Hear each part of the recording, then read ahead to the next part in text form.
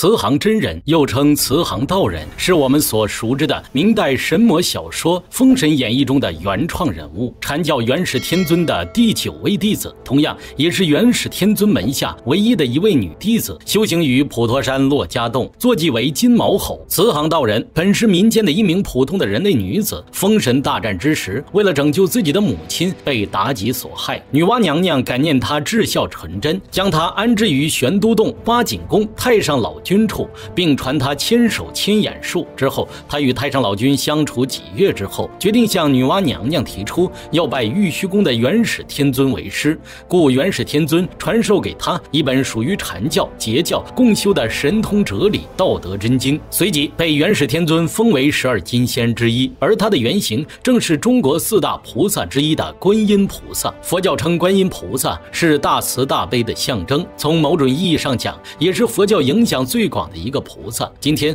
我们继续来讲慈航大士转世为凡间女子，最终飞升为观世音菩萨的故事。观世音下凡修行，却要经历情劫，还动了凡心。这日，妙善奉养父之命，与从小一起长大的哥哥一同上山采药，途中却突逢大雨，两人只能来到茅草亭下躲雨。尹哥脱下自己的外套披在妙善妹妹的身上，哥哥情难自禁，对妹妹说道：“既然我们不是亲兄妹，能不能……”妙善急忙捂住哥哥的嘴，依偎在哥哥怀里。可突然天空电闪雷鸣，山体发生了滑坡。兄妹二人见状，赶忙离开茅亭。雨过天晴，妙善突然顿悟，自己到人间是为了修佛普度众生，又岂能贪图儿女私情呢？于是他当场拒绝了尹哥的爱意。尹哥，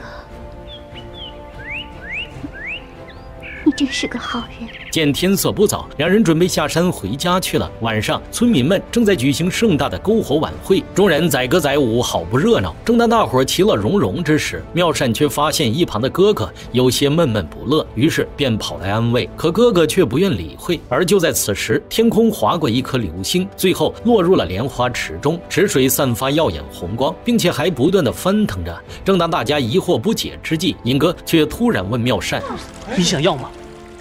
妙善，你想要什么，我都给你。”还不等妙善回答，尹哥便脱下衣服跳入池中。妙善看着也着急，就也跟着跳了进去。岸边的乡亲父老顿时议论纷纷。尹妈得知消息赶来，见此情景，着急地哭了起来。不一会儿，尹哥便爬上了岸，可却迟迟不见妙善的身影。正当大家都在为他担心时，只见池水突然喷涌，妙善居然凌空而起，安全落到了地面。可让大家感到奇怪的是，妙善浑身居然没有湿透，而是手中还多了个玉瓶。面对大家的询问，妙善只说他在水底看见了花园和亭台楼阁，顺手还捡到了瓶子。村民拿着玉瓶七嘴八舌，有人说这是宝物，也有人说是破烂。见没人说出个名堂，渐渐的人群就散了。而他们不知道的是，这个玉瓶很快就会发挥巨大的作用，因为上一次关清风在街上救了妙善，而不小心把佩刀遗落在了现场。官府通过刀上所刻的名字，才发现关清风就是朝廷通缉的要犯，于是便决定去香山抓人。接着又从客栈老板的口中逼出了妙善一行人的去向，随即趁着黑夜埋伏在村子附近。而妙善刚捡到的玉瓶这次就要发挥作用了。妙善这日正和关灵上山采药，突然一群官兵围了过来，恶霸一声令下，官兵们便要对他们下手。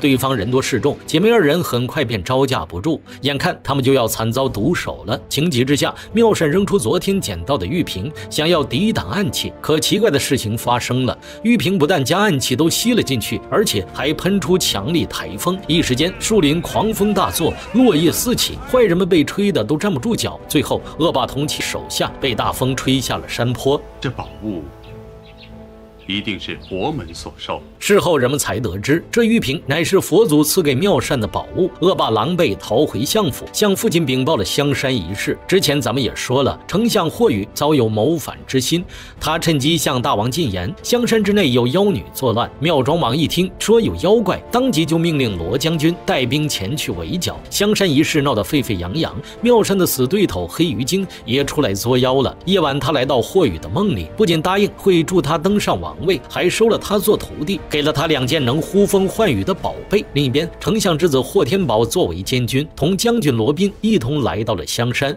罗宾和妙庄王没想到，他们已经中了霍雨的1石2鸟之计。罗宾派兵将香山给围了起来，他不忍百姓受到牵连，便向监军请求独自进山打探情况，顺便劝说村民交出妖女。霍天宝认为他这是自讨苦吃，便同意了。可他万万想不到的是，罗宾正是当年保护妙善逃出王宫的恩人。随后，罗宾成功进村，并且还见到了妙善的养父母，还答应会帮他们保守这个秘密。紧接着，罗宾返回军营，假装负伤而归，谎称山中的妖女实在太厉害了，就算我们全军出击，也未必能伤她分毫。当即便命令手底下撤兵。丞相霍雨得知罗宾围剿香山无功而返，觉得事有蹊跷，便猜想香山上的妖女定是当年从他手底下逃走的3公主，于是便想方设法的要对付她。霍雨根据黑鱼精所传授的法术开始做法，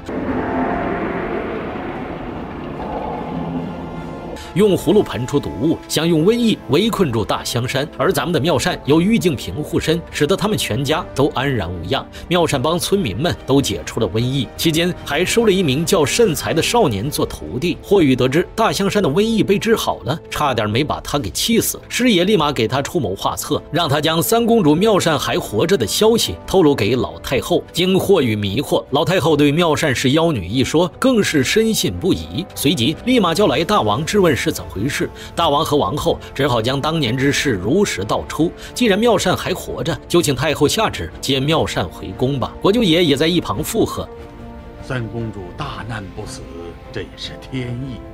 要保江山太平，还需顺天行道。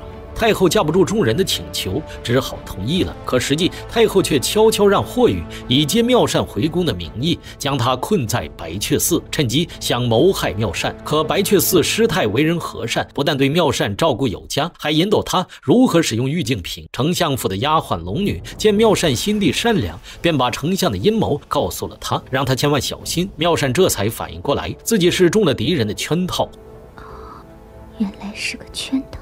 霍天宝打算在茶水里下药，想要谋害妙善，幸好被龙女识破，悄悄将茶水给调换，反倒霍天宝自己被迷晕。妙善见龙女正义勇敢，便问她为何会沦为相府丫鬟，可龙女却想不起从前的事了。妙善便拿出玉净瓶，用它帮助龙女恢复了记忆。没想到龙女居然是龙王的5公主，因为私自跑到凡间玩耍，被龙王惩罚，不准再回龙宫，还抹去了她的记忆，最后沦落到相府做了丫鬟。后经佛祖指点，让他到白雀寺等待有缘人，谁能帮你恢复记忆，那么他就是你的师傅了。龙女这才恍然大悟，当即就跪下拜了妙善为师。我已知道我的身份，佛祖让我拜你为师，随你修行。可丞相执意要除掉妙善，他设下圈套，将妙善骗进柴房，将门锁上，放了一把大火，想要烧死妙善。危急关头，尹哥带着关灵兄妹前来搭救，终于将妙善成功带回了香山。为避免再遭丞相毒手，妙善带着2个徒弟前往深山修行。佛祖显灵告知了妙善的前世今生，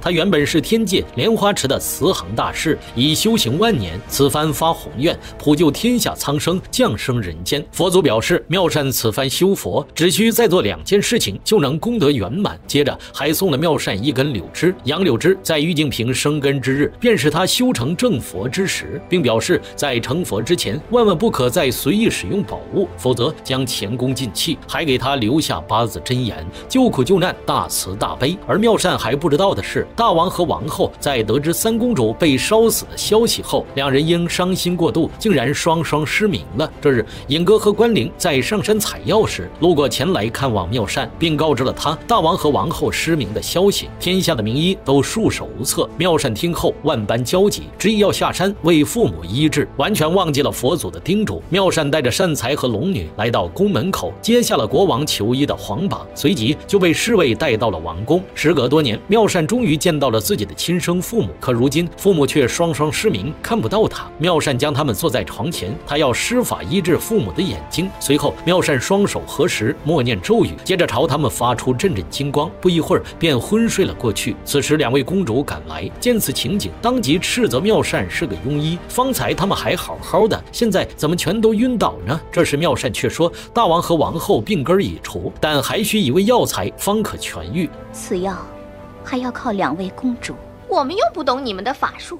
无需你们的法术，那便是要两位公主身上的各一块肉，用来给大王王后煎汤服下，弥补他们身体的元气。怎料两位公主一听说要割肉，当场就翻了脸，接着继续指责妙善，说父王母后原本只是眼瞎，如今却变得不省人事。妙善无奈，只好立下军令状，说若事后不能医好，甘愿被处死。国舅爷见妙善说的真切，便劝两位公主试试。可这俩公主全然不顾父母性命，一人说自己刚新婚不久，不宜留疤；一人说自己体弱多病，见不得血光，父母给了我们生命，如今为了救父母，做儿女的取一块肉，子女本应该理所当然，在所不辞。可两位公主却相互推诿，妙善心寒不已，再次挺身而出，取来匕首，对着胳膊就是一刀。就在取血之际，众人竟闻着阵阵金莲的芬芳，好清香的味道啊！好香啊！妙善嘱咐道：“将他的肉用荷叶包好，放入水中煮汤，服用过后1日便可痊愈。”交代完一切，就准备走人。可两位公主和国舅却执意挽留，请他暂且留下，为大王王后调养，等他们醒来以后再走不迟。妙善见状，只好先暂时留了下来。1天之后，大王王后果然苏醒，并且眼睛也都重见了光明，身体也比以前要好了。大王龙颜大悦，当即命人去请治病仙医。大王和王后病已痊愈，请贤师到内宫受封领赏。随后两个公主跑到父母王后面前装孝顺，见你们都如此孝顺，母后真高兴啊！国舅爷都听不下去了，这才把妙善割肉救命的事禀明了大王。说话间，妙善也已经来了。大王问妙善想要什么赏赐，而妙善却说他什么也不要，表示自己从小失去双亲，只求他能好好看看大王，允许他和王后膝下相依，以了却他思母之情，谢父之心。大王当即就同意了。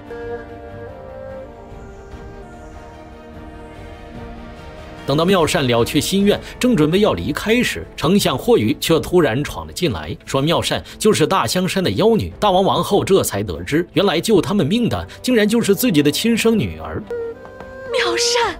母后，一家人终于相认，可丞相却要置妙善于死地。他拿出黑鱼精给的照妖镜，对着妙善念起咒语。太后探头望向镜子，居然看到妙善变成了一个女鬼。太后受妖术蛊惑，被吓得够呛，大喊着快杀了这个妖女。霍宇正准备动手，王后赶忙将妙善护在身后。千钧一发之际，罗宾及时赶来救驾，随后两人便打了起来。此时宫外霍宇的手下也杀了进来，与王宫侍卫杀作一团。原来他是想今日谋权篡位，